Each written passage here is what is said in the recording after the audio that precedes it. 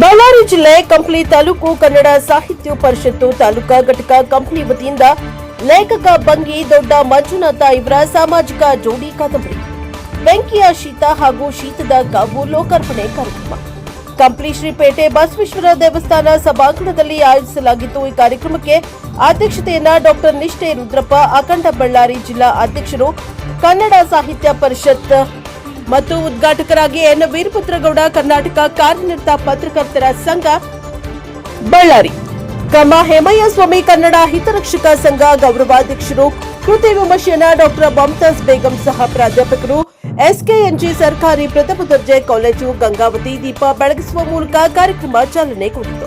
ಈ ಕಾರ್ಯಕ್ರಮಕ್ಕೆ ಗಣ್ಯರು, ಕಾದಂಬರಿ ಪ್ರಿಯರು ಹಾಗೂ ಭಾರತೀಯ ಸಂಗೀತ ಶಾಲೆ ಶ್ರೀಮತಿ ಸರಸ್ವತಿ ಜೆಪಿ ಶಾಸ್ತ್ರಿ ಭಾಗವಹಿಸಿದ್ರು.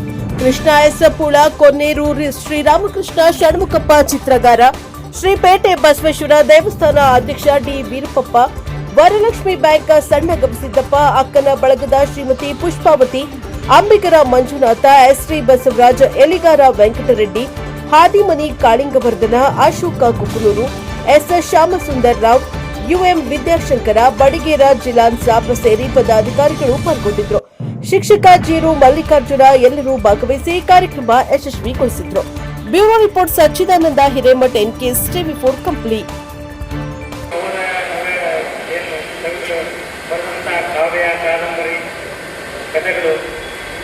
ಕೆಲವ್ರನ್ನ ನಾವು ಹೆಸರಿಸ್ತೀವಿ. ಇತ್ತೀಚೆಗೆ ಆಮೇಲೆ ತೇಜಸ್ವಿ, ಲಂಕೇಶ್, ನಮ್ಮ ಕುಂಬೆ ಅವರು ಸರ್ ಕೆಲವ್ರು ಅಷ್ಟೇ ನೆನಪು. ಯಾಕಂದರೆ ಆ ಕಾಲದಲ್ಲಿ ಅವರಷ್ಟೇ ಎಲ್ಲ ಬರೆದಿರ್ತಾರೆ. ಅನೇಕ ಜನರು ಬರೆದಿರ್ತಾರೆ. ಬಟ್ ಕೆಲವು ಕೃತಿಕಾರರು, ಕಾದಂಬರಿಕಾರರು ಯಾಕೆ ನೆನಪಿರ್ತಾರೆ ಅಂದರೆ ಆ ಕೃತಿಯಲ್ಲಿರ್ತಕ್ಕಂಥ ಅಂಥ ಅಂದರೆ ಓದುಗರನ್ನ ಓದುಗರನ್ನ ಗಮನ ಸೆಳೆಯುತ್ತೆ. ವಿಷಯ ವಸ್ತುಗಳನ್ನ ಅದರಲ್ಲಿ ಅಷ್ಟೊಂದು ಹೊಸ ಸಾಹಿತ್ಯ ಅಭಿಮಾನಿಗಳನ್ನು ಸೃಷ್ಟಿ ಮಾಡಿ ತನ್ನ ಮೂಲಕ ಈ ಕ್ಷೇತ್ರದಲ್ಲಿ ದಾಪುಗಾಲ ನಿಂತಿರುವುದು ನಮ್ಮ ನಿಮ್ಮೆಲ್ಲರಿಗೆ ಗೊತ್ತಿರುವ ಸಂಗತಿ. ಇವತ್ತು ನನಗೆ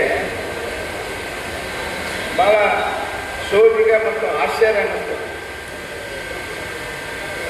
ಪುರುಷೋತ್ತಿಲ್ಲದ ಕಾರ್ಯಕ್ರಮಗಳ ಮಧ್ಯದಲ್ಲಿ ಈಗ ವರದಿಗಾರರು ಸಹಿತ ಅನೇಕ ಸಂಘ ಸಂಸ್ಥೆಗಳಲ್ಲಿ ಅಧಿಕ ಪದಾಧಿಕಾರಿಗಳಾಗಿ ಕಾರ್ಯನಿರ್ವಹಿಸುತ್ತಾ ಎಲ್ಲ 4 ಸಂಘ ಸಂಸ್ಥೆಗಳಲ್ಲಿ, ಅದು ಸಾಹಿತ್ಯ ಪರಿಷತ್, ಇದು ಶರಣ ಸಾಹಿತ್ಯ ಪರಿಷತ್ತಿನ ಮಾಸಿಕ ಕಾರ್ಯಕ್ರಮ. ಬರಹಗಳಲ್ಲಿ ತೊಡಗಿಕೊಳ್ಳೋದಿದೆಯಲ್ಲ, ಅದು ಒಂದು ಧ್ಯಾನಸ್ಥ ಸ್ಥಿತಿ ಅಂತ ನಾನು ಅಂದ್ಕೊಳ್ತೇನೆ.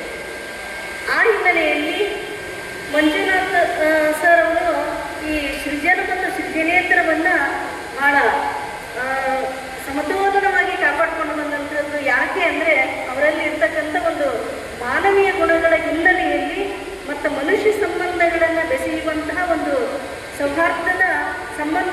ನಾವು ಈ ಎರಡು ಕೃತಿಗಳು ಒಂದೇ, ಆದರೆ 2 ಭಾಗಗಳಾಗಿ ಪರಿವರ್ತನೆ ಆಗುವಂತೆ. ಈ ಕಾದಂಬರಿ ಅಂದರೆ ಏನು? ಜೀವನದ ಅನುಭವಗಳು, ಜೀವನದ ಘಟನೆಗಳು, ಜೀವನದ ಒಂದು ಭಾಗ ಅಥವಾ ಒಂದು ಜೀವನವೇ ಆಗಿರ್ಬೋದು. ಅದು ಸಂಕೀರ್ಣ ಕಥೆ ಆಗಿರ್ಬೋದು ಅಥವಾ ಸರಳವಾಗಿರ್ಬೋದು. ಆ ಕಥೆಯ ದೀರ್ಘವಾಗಿದ್ದರೆ ಅದು ಕಾದಂಬರಿ ಅಂತ ಅನಿಸ್ಕೊಳ್ಳುತ್ತೆ. ಈ ಕಾದಂಬರಿ ಓದುವುದು ಭಾಳಷ್ಟು ಕಡಿಮೆ ಆಗಿದೆ ಅಂತ ಹೇಳ್ತಿದ್ದಾರೆ. ಆದರೆ ನನಗೆ ಅನಿಸಿದ ಮಟ್ಟಿಗೆ ಅದು ಸ್ವಲ್ಪ ಮಟ್ಟಿಗೆ ಸತ್ಯ ಅಷ್ಟೇ. ಕಾದಂಬರಿ ಓದುವವರು ಕೂಡ ಸಾಕಷ್ಟು ಜನ ಇದ್ದಾರೆ. ಉದಾಹರಣೆ 1990ರ ದಶಕದಲ್ಲಿ ಎಂಡಮೂರಿ ವೀರೇಂದ್ರನಾಥರವರ ಕಾದಂಬರಿಗಳನ್ನು ನೆನಪಿಸಿಕೊಳ್ಳಿ. ಅವು ಈಗೂ ಕೂಡ ನಮಗೆ ಹಚ್ಚು ಹಸಿರಾದ ಅನುಭವಗಳನ್ನು ಕೊಡ್ತಾರೆ. ಈ ಎಂಡಮೂರಿ ವೀರೇಂದ್ರನಾಥರವರ ತುಳಸಿ ಮತ್ತು ತುಳಸಿ ದಳ, ಈ 2 ಕಾದಂಬರಿಗಳನ್ನು ಓದಿ ಸಾಕಷ್ಟು ತಲ್ಲಣಗೊಂಡಂಥ ಓದುಗರಿದ್ದಾರೆ.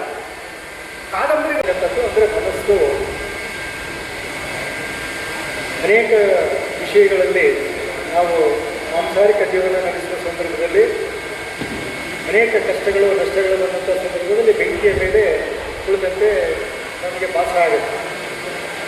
ಅವಾಗ ನಮಗೆ ಆ ಕಷ್ಟಗಳಿಂದ ಬಿಡುಗಡೆ ಆಗಬೇಕು ಅಂತ ಬಯಸ್ತೀವಿ.